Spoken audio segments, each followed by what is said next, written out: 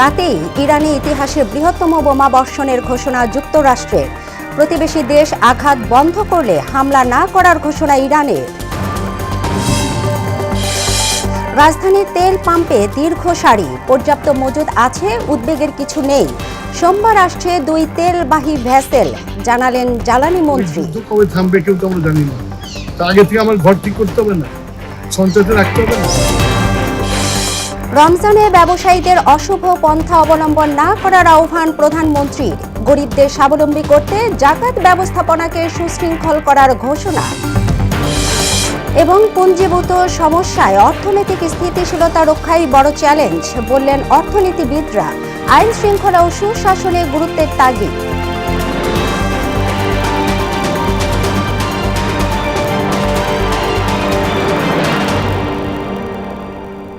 আসসালামু আলাইকুম, মোহনা সংবাদে স্বাগত। শুনছিলেন শিরোনাম, পুরো সংবাদে আপনাদের সাথে আছি তাবিশির আলিজা। ইরানে আজ রাতেই ভয়াবহ আঘাত হানা হবে বলে জানিয়েছেন মার্কিন প্রেসিডেন্ট ডোনাল্ড ট্রাম্প। আর আইআরজিসি মার্কিন বাহিনীকে ধ্বংস করে দেওয়ার অপেক্ষায় রয়েছে বলে সতর্ক করেছেন মার্কিন প্রতিরক্ষা বাহিনীর মুখপাত্র আলী মোহাম্মদ নাইনি। এদিকে উপসাগরীয় অঞ্চলে যুক্তরাষ্ট্রের ক্ষেপণাস্ত্র প্রতিরক্ষা ব্যবস্থা পরিচালনার জন্য গুরুত্বপূর্ণ $30 কোটি একটি রাডার হামলা চালিয়ে ধ্বংস করেছে ইরান। ঐশী আলমের ডেস্ক রিপোর্ট। যুক্তরাষ্ট্র ও ইসরায়েলের 13টি উন্নতমানের আকাশযান ও ড্রোন ভূপাতিত করার দাবি জানিয়েছে ইরান। একই সঙ্গে গেল 24 ঘণ্টায় ইসরায়েলের বিভিন্ন এলাকায় অন্তত 6 বার বিমান হামলার সতর্কতা জারি করা হয়েছে। মার্কিন ও ইসরায়েলি অভিযানের মুখে ইরান নতি স্বীকার করেছে এবং প্রতিবেশী আরব দেশগুলোর কাছে আত্মসমর্পণ করেছে বলে দাবি করেছেন মার্কিন প্রেসিডেন্ট ডোনাল্ড ট্রাম্প। একই সঙ্গে তিনি হুঁশিয়ারি দিয়ে বলেন, ইরানে আজ এমন ভয়াবহ আঘাত হানা হবে যা দেশটির নির্দিষ্ট কিছু এলাকা ও জনসমষ্টিকে সম্পূর্ণ ধ্বংস ও নিশ্চিত মৃত্যুর মুখে ঠেলে দিতে পারে। মার্কিন হামলায় ইরানের ক্ষেপণাস্ত্র উৎক্ষেপণ কেন্দ্র ও ক্ষেপণাস্ত্র তৈরির কারখানাগুলোকে লক্ষ্যবস্তু করা হবে বলে মন্তব্য করেছেন যুক্তরাষ্ট্রের অর্থমন্ত্রী স্কট বেসেন্ট। মার্কিন বাহিনীকে ধ্বংস করে দেওয়ার অপেক্ষায় রয়েছে আইআরজিসি বলে সতর্ক করেছেন মার্কিন প্রতিরক্ষা বাহিনীর মুখপাত্র আলী মোহাম্মদ নাইনি। উপসাগরীয় অঞ্চলে যুক্তরাষ্ট্রের ক্ষেপণাস্ত্র প্রতিরক্ষা ব্যবস্থা পরিচালনার জন্য গুরুত্বপূর্ণ $30 কোটি একটি রাডার ব্যবস্থায় হামলা চালিয়ে ধ্বংস করেছে ইরান। এতে ANTPY-2 রাডার ও ব্যাটারি সহ সহায়ক সরঞ্জাম ধ্বংস হয়ে গেছে। ঐশী আলম, মোহনা সংবাদ। চলমান যুদ্ধের উত্তাপের মধ্যে মধ্যপ্রাচ্যে নিজেদের সামরিক উপস্থিতি আরও শক্তিশালী করতে বিমান বাহিনী 3য় রণতরী জর্জ ডব্লিউ বুশ মোতায়েন করতে যাচ্ছে যুক্তরাষ্ট্র। এদিকে হরমুজ প্রণালী বন্ধ নয়, শুধুমাত্র যুক্তরাষ্ট্র, ইসরায়েল এবং তাদের মিত্র দেশগুলোর জাহাজ চলাচলে নিষেধাজ্ঞা দেওয়া হয়েছে বলে জানিয়েছে ইরানের প্রতিরক্ষা বাহিনীর আইআরজিসি। ঐশী আলমের আরেকটি ডেস্ক রিপোর্ট। চলমান যুদ্ধের উত্তাপের মধ্যে মধ্যপ্রাচ্যে নিজেদের সামরিক উপস্থিতি আরও শক্তিশালী করতে ইউএসএস জর্জ এইচডব্লিউ বিমানবাহী রণতরী মোতায়েন করতে যাচ্ছে যুক্তরাষ্ট্র। মার্কিন সংবাদ মাধ্যম ফক্স নিউজের এক প্রতিবেদনে এই তথ্য জানানো হয়েছে। ইরানের বিরুদ্ধে যুদ্ধাপরাধের অভিযোগ এনেছে ইসরায়েল। ইসরায়েলের প্রতিরক্ষা বাহিনী আইডিএফ বলেছে, ক্লাস্টার বোমা ব্যবহারের মাধ্যমে যুদ্ধাপরাধ করেছে ইরান। ইরানের প্রতিরক্ষা বাহিনী আইআরজিসি জানিয়েছে, আন্তর্জাতিক বাণিজ্যিক জলপথ হরমুজ প্রণালীতে যুক্তরাষ্ট্র, ইসরায়েল, তাদের ইউরোপীয় দেশগুলো এবং তাদের মিত্র সমর্থকদের জাহাজ চলাচলে নিষেধাজ্ঞা দেওয়া হয়েছে। প্রতিবেশী দেশগুলোতে সাম্প্রতিক হামলার জন্য দুঃখ প্রকাশ করেছেন ইরানের প্রেসিডেন্ট মাসুদ পেজেশকিয়ান। একই সঙ্গে তিনি ঘোষণা দিয়েছেন, প্রতিবেশী দেশের ভূখণ্ড থেকে ইরানে আঘাত না এলে আর হামলা করা হবে না।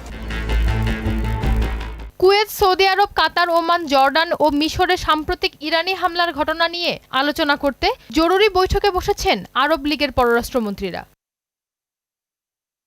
এক বিবৃতিতে ইরানের সাবেক সর্বোচ্চ নেতা আয়াতুল্লাহ আলী খামেনি নিহত হওয়ার ঘটনায় গভীর শোক জানিয়েছেন রাশিয়ার প্রেসিডেন্ট ভ্লাদিমির পুতিন।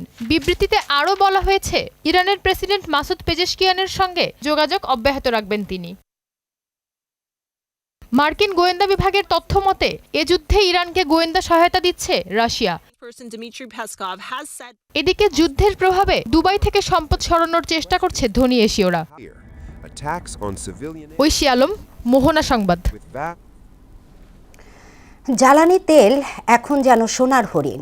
সেই হরিণ পেতে রাজধানী জুড়েই ভয়াবহ পরিস্থিতি। মধ্যপ্রাচ্যের যুদ্ধের দামামার প্রভাব পড়েছে বৈশ্বিক জ্বালানি খাতে। আর তেল সংকটের শঙ্কায় রাজধানীর ফিলিং স্টেশনগুলোতে দীর্ঘ সারি। এমন বাস্তবতায় ক্ষোভ প্রকাশ করেন ভোক্তাদের কেউ কেউ। অনেকেই আবার বাস্তবতা মেনে নিচ্ছেন। তবে সরকারের বেঁধে দেয়া তেল সীমায় বিপাকে পড়েছে রাইড শেয়ারে জড়িতরা। মনিরুল ইসলামের প্রতিবেদন। ব্যবসায়ী মাহবুব 2 ঘন্টা অপেক্ষা করছেন কালশির সুমাত্রা ফিলিং স্টেশনে। এটা গ্লোবাল সিচুয়েশন, এখন দাঁড়ায় আছি প্রায় 1 ঘন্টার উপরে দাঁড়ায় আছি, এখন এটা সবারই নিতে হবে। মাহবুবের মতোই এমন জবুথবু দশা অনেকেরই। ইসিবি চত্বর থেকে পাম্প পর্যন্ত 2.5 কিলোমিটারের দীর্ঘ সারি। মধ্য বসন্তের কড়া রোদ যেন তাদের অস্বস্তির অন্যতম অনুষঙ্গ। জানালেন সেসব ক্ষোভের কথাই। তো আমি না একটা কোম্পানি চাকরি করি কর্পোরেট লেভেলে, কিন্তু অনেক মানুষ আছে যে এই হুন্ডার উপরে নির্ভর করে চলে, নিজের সংসার চালায়, আরো 2-4 জনের সংসারও চালায়। জটিলভাবে ভোগাচ্ছে, আমরা খুব প্রেশানের মধ্যে আছি। গতকাল থেকে ঘুরে পাচ্ছি না। আমি মনে করি ইরাক ইরান যুদ্ধ থেকে আমাদের সমস্যা বেশি। দেখা যাচ্ছে অনেকে, আমি শুনলাম তেল ভরে নিয়ে আবার বাসায় বোতলজাত করতেছে তেল। তবে বেশি ভোগান্তিতে পড়েছেন রাইডাররা। সরকারের বেঁধে দেয়া 2 লিটার তেল যথেষ্ট নয় বলে জানান তারা। বসে আছি প্রায় 1.5 ঘন্টা ধরে এই সিরিয়ালের লাইনে নিতেছি তেল। এখন যে গাড়ি চালাবো সেটাও ভয় লাগে যে তেল ভান কখন শেষ হয়ে যায়। অ্যাকচুয়ালি বেতন তো 14-15 হাজার টাকা পাই, তার পাশাপাশি রাইড শেয়ার করি আর কি, কিন্তু অফিসে যাতায়াত আসতে তো 200 টাকার তেল লাগে আর কি। পাশাপাশি রয়েছে প্রাইভেট কারের সারি। এর সারি আরও দীর্ঘ। সবাই সিরিয়ালে দাঁড়িয়ে সারিবদ্ধভাবে এগিয়ে পাম্প থেকে সংগ্রহ করছেন জ্বালানি তেল। আমার অলরেডি 2 ঘন্টা 15 মিনিট ওভার হয়েছে, এখনো কমপক্ষে আরো 20 মিনিটের মতো 15 মিনিট লাগবে। আরো আমরা ঢাকার বাইরে যাবো, তেল নিতে পারতেছি না, এলো কষ্ট। সকাল 10টা থেকে লাইনে আউটে তেল, এই জায়গায় আইসা আপনি ওইদিকে থেকে একটা লাইন, এই মাথায় আইসা 2টা লাইন। তবে সরকারের বেঁধে দেওয়া তেল সীমা নিয়ে ভোক্তাদের মধ্যে দেখা গেছে মিশ্র প্রতিক্রিয়া। একই অবস্থা এলএনজি স্টেশনেও। আমরা আশা করি তাদের কাছে একটা ভালো যুগোপযোগী উদ্যোগ নিয়ে এই সমস্যাটা ইমিডিয়েট সমস্যা সমাধানটা করা উচিত। সরকার একটা জিনিস ভালো লাগছে, সেটা হচ্ছে সবাই কম বেশি খাইতেছে। আমরা তো বাঙালি হিসেবে কেমন জাতি, মানুষ যদি পাগল হয় ওরে বাইরে রাখে হচ্ছে রশি দিয়া, আর রশি যদি পাগল হয় ওরে বাঁধবো কি দিয়া। এটা সরকারিভাবে একটা সমাধান করতে হবে। বিশ্ববাজারে যেহেতু তেলের দাম ঊর্ধ্বমুখী হওয়ার সম্ভাবনা আছে, আমরা সরকারের আদেশ অক্ষর অক্ষরে পালন করার চেষ্টা করতেছি। দাম বৃদ্ধি, কোনো প্রকার দুর্নীতি, কোনো কিছু নাই। বিশ্ব পরিস্থিতির এমন প্রভাবে রাজধানীর সড়কগুলোতে কমে গেছে যানবাহনের সংখ্যা। গণপরিবহনের সংখ্যাও হাতে গোনা। মনিরুল ইসলাম, মোহনা সংবাদ, ঢাকা। দেশে পর্যাপ্ত জ্বালানি তেল মজুদ আছে উল্লেখ করে এই নিয়ে উদ্বেগের কিছু নেই বলে জানালেন বিদ্যুৎ ও জ্বালানি মন্ত্রী ইকবাল হাসান মাহমুদ টুকু। শনিবার দুপুরে প্রধানমন্ত্রীর কার্যালয়ের সামনে সাংবাদিকদের তিনি জানান, সোমবার 2টি তেলবাহী ভ্যাসেল আসছে দেশে। আজ থেকে ভ্রাম্যমাণ মোবাইল কোর্ট কাজ শুরু করবে বলেও জানান মন্ত্রী। নির্দিষ্ট পরিমাণে তেল দিচ্ছে, এখন কোনো পাম্প যদি জলদি বিক্রি করে ফেলে তারপরে তো পাবে না, তারপর পরের দিন ওয়েট করতে হবে। সেটার জন্য আমরা মনিটর করছি, আমরা দেখবো যাতে এরকম কম হয়। আমার মজুদ আছে, কিন্তু ওই যুদ্ধ কবে থামবে কেউ তো আমরা জানি না। তা আগে থেকে আমার ঘর ঠিক করতে হবে না, সঞ্চয়তে রাখতে হবে না, সেই জন্য আমরা এই সঞ্চয়টা করছি। আমাদের আরো 2টা ভ্যাসেল আসছে 9 তারিখে, সুতরাং আমাদের যে শর্টেজ পড়ার কোনো সুযোগ নাই। তারপরেও যেহেতু যুদ্ধ চলছে, আমাদেরকে খুব হিসাব করে চলতে হবে। রাজধানীর বাস কাউন্টারগুলোতে অগ্রিম টিকিট বিক্রি শুরু হলেও জ্বালানি তেলের সম্ভাব্য সংকটে অধিকাংশ কাউন্টারই বন্ধ রয়েছে বিক্রি। সংশ্লিষ্টরা বলছেন, যাত্রীদের সঙ্গে ঝামেলা এড়াতেই অবলম্বন করা হয়েছে এমন পন্থা। তেলের সরবরাহ স্বাভাবিক হলে পুনরায় টিকিট বিক্রির প্রত্যাশা করছেন পরিবহন সংশ্লিষ্টরা। বিস্তারিত জানাচ্ছেন বিজন কুমার। বিশ্বজুড়ে জ্বালানি তেলের মূল্যবৃদ্ধির প্রবণতায় সংকটের আতঙ্ক বিরাজ করছে দেশের বাজারে। এবার ঈদযাত্রায় ভাটা পড়েছে জ্বালানি তেলের সংকট আতঙ্কে। জ্বালানি তেলের সম্ভাব্য সংকটে টিকিট কাউন্টারগুলোতে বন্ধ রয়েছে অগ্রিম টিকিট বিক্রয়। তেল সংকটে আছে, যার কারণে কেউ আমাদের কোম্পানি অ্যাডভান্স টিকিট বিক্রি করতেছে না। 15 তারিখে পরে যায়, মানে ঈদের চাপটা যখন লাগলো তখন যাই দেখি আমি তেলের সংকট, তখন আমি কিভাবে আমি যাত্রীকে বুঝ দিব। তেলটা অ্যাভেলেবেল হয়, আমাদের মালিক যতটুকু আশাবাদী করছেন ইনশাল্লাহ তার স্বয়ংসম্পূর্ণ সে ইনশাল্লাহ হবে না। এই চিত্র রাজধানীর ঢাকার গাবতলীর টিকিট কাউন্টারগুলোর। যাত্রী সাধারণের উদ্দেশ্যে কাউন্টারগুলোতে ঝুলছে নোটিশ। সংশ্লিষ্টরা বলছেন, তেল সরবরাহ স্বাভাবিক না হলে ফিরতি যাত্রায় যাত্রীরা পড়বেন সমস্যার মুখে। তেল নিয়ে কোনো গাফিলতি করে তাহলে মনে করেন যাই কিছু মানুষ ঈদে মুখী ঘরে ফিরবে, তারা ফিরতে পারবে না, কারণ তেলের একটা সংকট থাকবে। আমরা প্রস্তুতি নিচ্ছি হচ্ছে, আমরা চাচ্ছি যে আমাদের সব কিছু ঠিক থাকলে আমরা কাল পরশুর মধ্যে টিকিট ছাড়বো। যদিও স্বল্প সংখ্যক কাউন্টারগুলোতে চলছে টিকিট বিক্রি। টিকিটের চাপ হচ্ছে 17 তারিখ, 18 তারিখ, 19 তারিখ, এই 3 দিন একটু চাপ আসছে বেশি। আমাদের গত 3 তারিখে অগ্রিম টিকিট ঘোষণা দিয়ে ছাড়া হয়েছে, টিকিট মোটামুটি সেল হয়েছে, মানে সব টিকিট বুক হয় নাই। এদিকে এক বিজ্ঞপ্তিতে ফিলিং স্টেশন থেকে তেল সরবরাহের সীমা বেঁধে দিয়েছে বাংলাদেশ পেট্রোলিয়াম কর্পোরেশন। এতেও চালক ও কাউন্টার সংশ্লিষ্টদের দাবি, সমস্যায় পড়বেন অধিক দূরত্বের চলাচলকারী বাসগুলো। 220 লিটার দিছে, 220 লিটার দিছে। কিছু কিছু যেগুলি শর্ট রুট আছে এগুলি হয়তো মেকআপ হবে, কিন্তু যেগুলি রংপুর, দিনাজপুর আরও দূরে যারা যায় তারা 220 লিটার দিয়ে কি হবে? বিপিসির বিজ্ঞপ্তি অনুযায়ী একটি দূরপাল্লার বাস দৈনিক ডিজেল নিতে পারবে 220 লিটার পর্যন্ত। বিজন কুমার, মোহনা সংবাদ, ঢাকা। পবিত্র রমজান মাসে ব্যবসায়ীদের অশুভ পন্থা অবলম্বন না করতে আহ্বান জানিয়েছেন প্রধানমন্ত্রী তারেক রহমান। শনিবার রাজধানীর হেয়ার রোডের রাষ্ট্রীয় অতিথি ভবন যমুনায় আলেম উলামা ও এতিমদের সম্মানে ইফতারে এসব কথা বলেন তিনি। এ সময় প্রধানমন্ত্রী আরও বলেন, দেশের পিছিয়ে পড়া জনগোষ্ঠীকে স্বাবলম্বী করতে জাকাত ব্যবস্থাপনাকে সুশৃঙ্খল ও আরও কার্যকর করতে ব্যবস্থা গ্রহণ করবে সরকার। পবিত্র রমাদান মাসেও যারা অশুদ্ধ পন্থা অবলম্বন করছে, আপনাদের প্রতি আমার বিনীত আহ্বান, অনুগ্রহ করে আপনারা মানুষকে কষ্ট দেবেন না। সুপরিকল্পিত এবং সুসংগঠিতভাবে জাকাত বন্টন না করায় বিত্তবান ব্যক্তির জাকাত আদায় হয়তোবা হয়ে যাচ্ছে, কিন্তু জাকাতের অর্থ দারিদ্র্য বিমোচনে কতটা ভূমিকা রাখতে সক্ষম হচ্ছে, এটি মনে হয় একটি বেশ বড় প্রশ্ন। সংসদ নিয়ে অতীতের নেতিবাচক ধারণা থেকে বেরিয়ে এসে জনকল্যাণমুখী সংসদ প্রতিষ্ঠা করতে চায় বিএনপি। এ লক্ষ্যেই নির্বাচিত সংসদ সদস্যদের জন্য প্রশিক্ষণ কর্মসূচির আয়োজন করেছে দলটি। গুলশানে 2 দিনের কর্মসূচির শেষ দিনে এমনটি জানিয়েছেন দলের স্থায়ী কমিটির সদস্য ও স্বরাষ্ট্রমন্ত্রী সালাউদ্দিন আহমদ। আর তথ্যমন্ত্রী জহির উদ্দিন স্বপন জানান, সংসদের কার্যপ্রণালী বিধি অনুযায়ী প্রথম অধিবেশনে ভাষণ দেবেন রাষ্ট্রপতি। এ ব্যাপারে সব প্রস্তুতি সম্পন্ন করা হয়েছে বলেও জানান তথ্যমন্ত্রী। আরও জানাচ্ছেন তানজিদ ভুইয়া।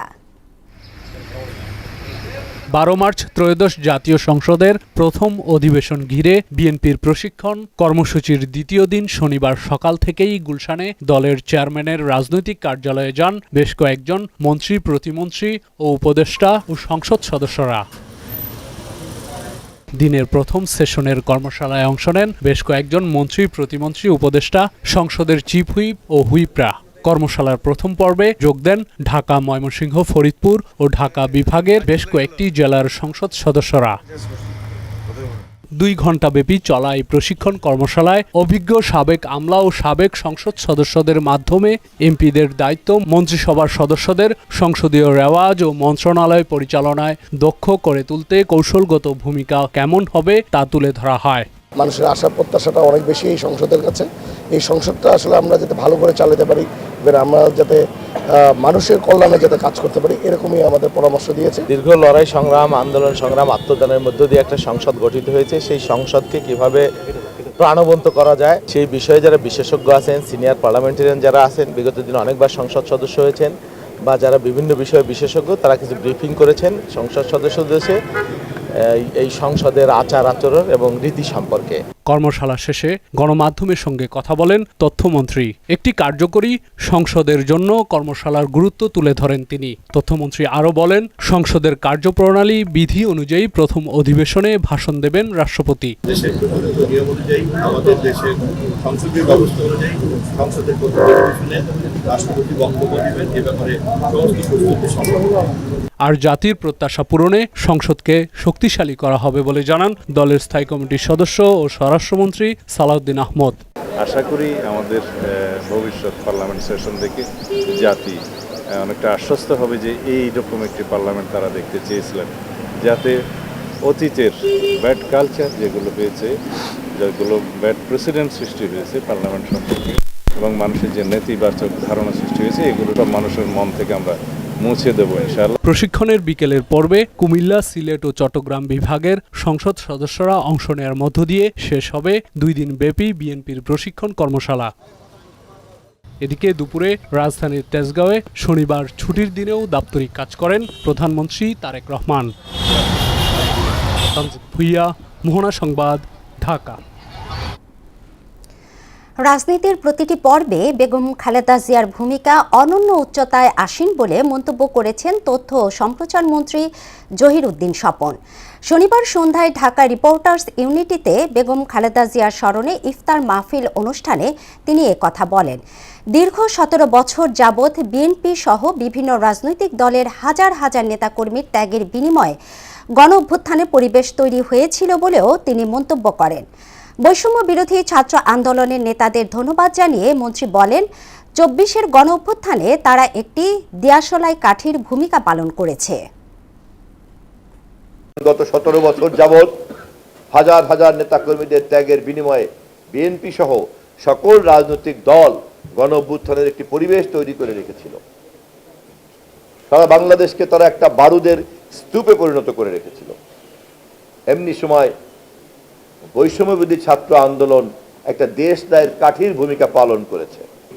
বারুদের স্তূপ না থাকলে পরে দেশদায়ের কাঠির আগুন ধপ করে জলে ধপ করে নেবে। অতএব দেশদায়ের কিন্তু দাবি করা উচিত না গণবিস্ফোরণের সকল কৃতিত্ব। আন্তর্জাতিক নারী দিবস উপলক্ষে গণতন্ত্রের অগ্রযাত্রায় অদম্য নারী সম্মাননায় ভূষিত হতে যাচ্ছেন সাবেক প্রধানমন্ত্রী বেগম খালেদা জিয়া। মহিলা ও শিশু বিষয়ক মন্ত্রণালয়ের জনসংযোগ কর্মকর্তা তাহমিনা আক্তার স্বাক্ষরিত এক সংবাদ বিজ্ঞপ্তিতে এ তথ্য জানানো হয়। 8 মার্চ রাজধানীর ওসমানী স্মৃতি মিলনায়তনে আন্তর্জাতিক নারী দিবস উপলক্ষে আয়োজিত অনুষ্ঠানে এই সম্মাননা প্রদান করা হবে। এবারও 5টি ক্যাটাগরিতে 5 জন নারীকে অদম্য নারী হিসেবে পুরস্কৃত করা হবে। তারা হলেন অর্থনৈতিক ক্ষেত্রে নুরুন নাহার আক্তার, শিক্ষা ও চাকুরি ক্ষেত্রে মোসাম্মদ ববিতা খাতুন, সফল জননী নূর বানু কবির, জীবন সংগ্রামে জয়ী নারী মোসাম্মদ সমলা বেগম এবং সমাজ উন্নয়নে মোসাম্মদ আফরোজা ইয়াসমিন। পুঞ্জীভূত সমস্যায় অর্থনৈতিক স্থিতিশীলতা রক্ষায় বড় চ্যালেঞ্জ বলে জানিয়েছেন সিপিডির নির্বাহী পরিচালক ডক্টর ফাহমিদা খাতুন। শনিবার সকালে রাজধানীতে ছায়া সংসদ বিতর্ক প্রতিযোগিতা অনুষ্ঠানে কথা বলেন তিনি। জনপ্রত্যাশা পূরণে ভঙ্গুর অর্থনীতি পুনরুদ্ধারে রাজনৈতিক স্থিতিশীলতা, আইন শৃঙ্খলা ও সুশাসনের প্রতি গুরুত্ব দেওয়ার আহ্বান জানান ডিবেট ফর ডেমোক্রেসির চেয়ারম্যান হাসান আহমেদ চৌধুরী কিরণ। বাকিটা জানাচ্ছেন Shamimuzzaman Chowdhury. Debate for democracy আয়োজিত জনপ্রত্যাশা পূরণে অর্থনৈতিক স্থিতিশীলতা নিয়ে ছায়া সংসদ বিতর্ক প্রতিযোগিতায় জনপ্রত্যাশা পূরণে ভঙ্গুর অর্থনীতি পুনরুদ্ধারে রাজনৈতিক স্থিতিশীলতা, স্বাধীন বিচার, মব কালচার, দ্রব্যমূল্য, জ্বালানি নিরাপত্তা ও আইন শৃঙ্খলা পরিস্থিতি সহ উঠে আসে নানা বিষয়। জনপ্রত্যাশা পূরণ করতে পারবে না। অনুষ্ঠানে debate for democracy chairman Hasan Ahmed Chowdhury Kiron বলেন, ভঙ্গুর অর্থনীতি পুনরুদ্ধারে ব্যবসায়ীদের আস্থায় আনা জরুরি। বাংলাদেশে 5ই আগস্টের পরে ব্যবসায়ীদেরকে কোণঠাসা করে ফেলা হচ্ছে। ব্যবসায়ীরা নানা রকম ভাবে তারা মামলার মুখোমুখি হচ্ছে, হয়রানি হচ্ছে। আমরা আজকে মনে করি বাংলাদেশের অর্থনীতিকে পুনরুদ্ধার করবার জন্য ব্যবসায়ীদের বিরুদ্ধে যে ঢালাও মামলা করা হচ্ছে, তাদের ব্যাংক অ্যাকাউন্ট জব্দ করে দেওয়া হচ্ছে, তারা যারা বিদেশে অবস্থান করছে তারা দেশে আসতে পারছে না, এগুলো থেকে আমাদের উত্তরণের দরকার। রাজনৈতিক স্থিতিশীলতা ও প্রতিষ্ঠানগুলোকে শক্তিশালী করা, ব্যাংকিং খাতে শৃঙ্খলা ফিরিয়ে আনা সহ অন্তর্ভুক্তমূলক উন্নয়নের কথা বলেন সিপিডি নির্বাহী পরিচালক ডক্টর ফাহমিদা খাতুন। যে উন্নয়নগুলো হয়েছে সেই উন্নয়নগুলোকে কেমন হলো, সেটার গুণগত মান, সেগুলোকে চ্যালেঞ্জ করার জন্য যে একটা শক্তিশালী বিরোধী দল, একটা ভাইব্রেন্ট একটা সংসদ থাকা, যে সংসদে সবাই বিতর্ক করবে, সেই রকম একটা পরিস্থিতি আমাদের জন্য ছিল না। যেই মেগা প্রকল্পগুলি নেওয়া হয়েছিল, সেই প্রকল্পের খরচ কেন এত বেশি হচ্ছে, সেই প্রকল্পের অপচয়গুলো কিভাবে হচ্ছে, সেই প্রকল্প থেকে কারা লাভবান হচ্ছে, এইগুলো জনগণের পক্ষ হয়ে কারা বলবে? জনগণের প্রতিনিধিত্ব তেমন ছিল না। ছায়া সংসদে বিরোধী দল ঢাকা ইন্টারন্যাশনাল ইউনিভার্সিটিকে হারিয়ে সরকারি দল প্রাইম এশিয়া ইউনিভার্সিটি জয়লাভ করে। শামীমুজ্জামান চৌধুরী, মোহনা সংবাদ, ঢাকা। এখনো জমে ওঠেনি অমর একুশে বইমেলা, তবে দর্শনার্থীদের ভিড় আগের তুলনায় কিছুটা বাড়লেও বিক্রি এখনো আশানুরূপ নয় বলে জানিয়েছেন প্রকাশকরা। তবে শেষ দিকে বিক্রি বাড়বে বলে আশা জানান তারা। এদিকে শনিবার টিনেজারদের জন্য প্রকাশিত একটি বইয়ের মোড়ক উন্মোচন করেন সংস্কৃতি মন্ত্রী, প্রতিমন্ত্রী ও স্বাস্থ্যমন্ত্রী। তারা বলেন, তরুণ প্রজন্মকে সংস্কৃতি চর্চায় সম্পৃক্ত করার কোনো বিকল্প নেই। বিস্তারিত জানাচ্ছেন তারিকুল ইসলাম। বাতাসে যখন ভেসে আসে বাংলা ভাষার স্মৃতি, শহীদদের আত্মত্যাগের গল্প, তখনই বইয়ের পাতায় নতুন স্বপ্নের দরজা খুলে দেয় অমর একুশে বইমেলা। ঢাকার বাংলা একাডেমি আর সোহরাওয়ার্দী উদ্যান জুড়ে বসেছে শব্দের এক অনন্য উৎসব। এখানে বই শুধু বিক্রয় করা হয় না, জন্ম নেয় নতুন চিন্তা ভাবনা আর প্রজন্মের স্বপ্ন। প্রতিদিন শত শত বই প্রকাশিত হয়, বইপ্রেমীদের পথচারণায় মুখর হয় মেলাঙ্গন। কেউ খুঁজে বেড়ায় প্রিয় লেখকদের বই, কেউ হারিয়ে যান কবিতার পাতায়, আবার অনেকেই শুধু বইয়ের গন্ধে ভরিয়ে নিতে চান নিজের বিকেলটা। আমার হুমায়ুন আহমেদের বইগুলো পড়তে অনেক ভালো লাগে, ওগুলোই খুঁজছিলাম আসলে। সায়েন্স ফিকশন, ছোট গল্প, এরকম টাইপের বই এবারে কিনেছি। 52 ভাষা আন্দোলনের শহীদদের স্মরণেই শুরু হয়েছিল এই বইমেলার পথ চলা। সময়ের সঙ্গে এটি হয়ে উঠেছে বাঙালির সবচেয়ে বড় সংস্কৃতির আয়োজনগুলোর একটি। যারা যুবক ছোট বাচ্চা আছে তারা হচ্ছে মোহাম্মদ জাফর ইকবালের বই চাচ্ছে। মানুষ আস্তে আস্তে বই থেকে মুখ ফিরিয়ে নিচ্ছে, সবাই মোবাইল বা এই ধরনের ইলেকট্রনিক্স ডিভাইসের সাথে যুক্ত হয়ে যাচ্ছে। আমাদের লেখা শুধুমাত্র এই যে মোড়কে আবদ্ধ না রেখে আমাদের ইবুক নিয়েও চিন্তা করা উচিত।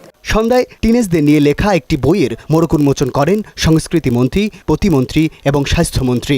তারা বলেন, ডিজিটাল যুগে তরুণ প্রজন্মকে সংস্কৃতি চর্চায় সম্পৃক্ত করার কোনো বিকল্প নেই। এই ধরনের বই তরুণদের নানা প্রতিকূলতা থেকে ফিরিয়ে নিয়ে এসে নতুনভাবে জীবন গড়তে অনুপ্রাণিত করবে। অত্যন্ত সময় উপযোগী একটি বই, খুব সাজেস্টিভ এবং লক্ষণগুলিকে আইডেন্টিফাই করে উনি বইটা লেখার চেষ্টা করেছেন। তা আমি আশা করব এই বইটা থেকে জাতি উপকৃত হবে। সাংস্কৃতিক মন্ত্রণালয় থেকে আমরা ব্যাপক কর্মকাণ্ড হাতে নিয়েছি, আমরা ছড়িয়ে পড়ব সারা দেশে এবং সেটা আপনারা নিজেরা পড়বেন, নিজেদের সন্তানকে পড়াবেন এবং এইটি আপনারা নিজেরা প্রচার করবেন। বইয়ের পাতায় ছড়িয়ে থাকা গল্প, জ্ঞান আর স্বপ্নের এই আয়োজন যেন প্রতি বছরই মনে করিয়ে দেয় বাঙালির হৃদয়ে বইয়ের প্রতি ভালোবাসা এখনও অমলিন। তরিকুল ইসলাম, মোহনা সংবাদ, ঢাকা। নরসিংদীর মাধবদীতে আলোচিত আমেনা আক্তার হত্যাকাণ্ডের রহস্য উদ্ঘাটন করেছে পুলিশ। শনিবার দুপুরে নরসিংদীর পুলিশ সুপারের কার্যালয়ে এক সংবাদ সম্মেলনে পুলিশ সুপার আবদুল্লাহ আল ফারুক জানান, মেয়ের বিভিন্ন অসামাজিক কর্মকাণ্ডে বিরক্ত হয়েই তাকে হত্যা করে সৎ বাবা আশরাফ আলী। গ্রেপ্তারের পর আদালতে দেয়া 164 ধারার জবানবন্দিতে এই তথ্য জানান নিহত আমিনার বাবা। এ ঘটনায় এখন পর্যন্ত 4 ধর্ষক সহ 9 জনকে গ্রেপ্তার করেছে পুলিশ।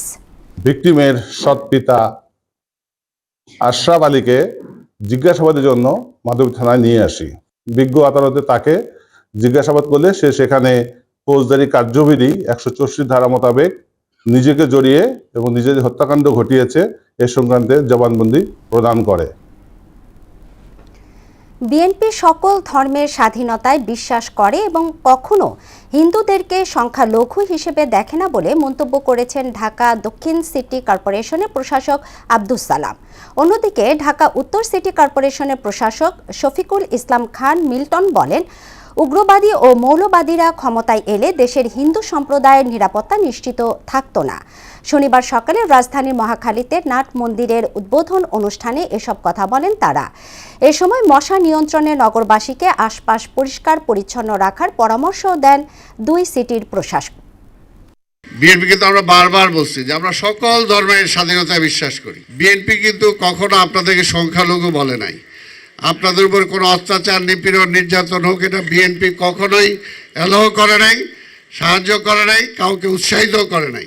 কারণ আমরা চাই এই দেশটা আপনার আমার সবার। উগ্রবাদী মৌলবাদী যারা আছে তারা যদি আজকে কোনো কারণে এখানে যদি এমপি হতো কিংবা প্রতিনিধি থাকতো, তাহলে অবস্থাটা কি হতো আপনাদের বলেন? একবার চিন্তা করেন। এই চিন্তাগুলো আপনাদের আগামী দিনেও করতে হবে। আমরা আপনাদের পাশে আছি, থাকবো। বরগুনার উপকূলীয় চরাঞ্চলে আগাম জাতের তরমুজ চাষে বাম্পার ফলন হয়েছে। রমজান মাস ও বাড়তি তাপমাত্রার কারণে বাজারে তরমুজের চাহিদা বেড়েছে কয়েক গুণ। এতে চড়া দাম পাওয়ায় কৃষকের মুখে হাসি ফুটেছে।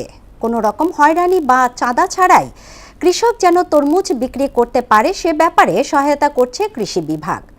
গোলাম হায়দারের প্রতিবেদন, জানাচ্ছেন মাহমুদ আক্তার। বরগুনা জেলার চরাঞ্চল সহ বিভিন্ন এলাকায় আবাদ হয়েছে আগাম জাতের তরমুজ। অন্যান্য ফসলের তুলনায় কম খরচে বেশি লাভ হওয়ায় জেলায় বেড়েছে তরমুজের আবাদ। ইতোমধ্যে এসব এলাকার তরমুজ বিক্রি শুরু হয়েছে। একদিকে রমজান মাস, অন্যদিকে বৃদ্ধি পাচ্ছে তাপমাত্রা। দুয়ে মিলে তরমুজের চাহিদাও এখন আকাশচুম্বী।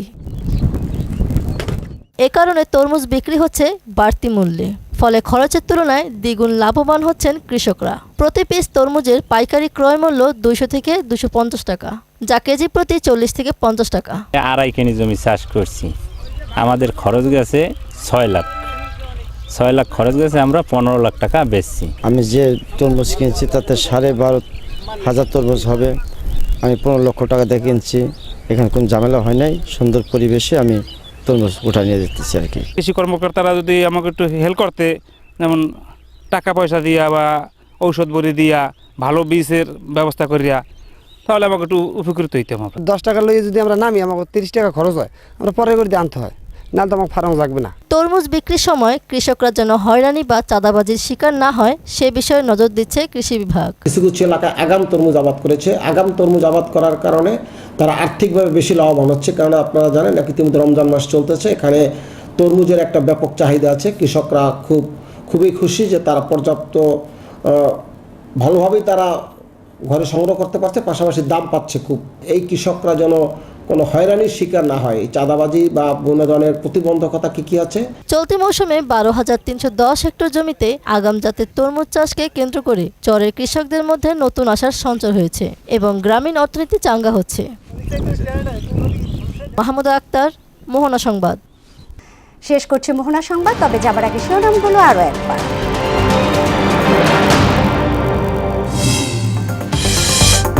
রাতেই ইরানের ইতিহাসে বৃহত্তম বোমা বর্ষণের ঘোষণা যুক্তরাষ্ট্রের। প্রতিবেশী দেশ আঘাত বন্ধ করলে হামলা না করার ঘোষণা ইরানের। রাজধানীর তেল পাম্পে দীর্ঘ সারি, পর্যাপ্ত মজুদ আছে, উদ্বেগের কিছু নেই। সোমবার আসছে 2 তেলবাহী ভেসেল, জানালেন জ্বালানি মন্ত্রী। রমজানে ব্যবসায়ীদের অশুভ পন্থা অবলম্বন না করার আহ্বান প্রধানমন্ত্রীর। পরিষদের গরিবদের স্বাবলম্বী করতে জাকাত ব্যবস্থাপনাকে সুশৃঙ্খল করার ঘোষণা। এবং পুঞ্জীভূত সমস্যায় অর্থনৈতিক স্থিতিশীলতা রক্ষায় বড় চ্যালেঞ্জ, বললেন অর্থনীতিবিদরা। আইন শৃঙ্খলা ও সুশাসনের গুরুত্বের তাগিদ। এই ছিল মোহনা সংবাদে। মোহনার সবশেষ খবর জানতে ভিজিট করুন www.mohana.tv। সংবাদ দেখতে পারেন ফেসবুক, ইউটিউবেও। এতক্ষণ সঙ্গে থাকার জন্য ধন্যবাদ সবাইকে।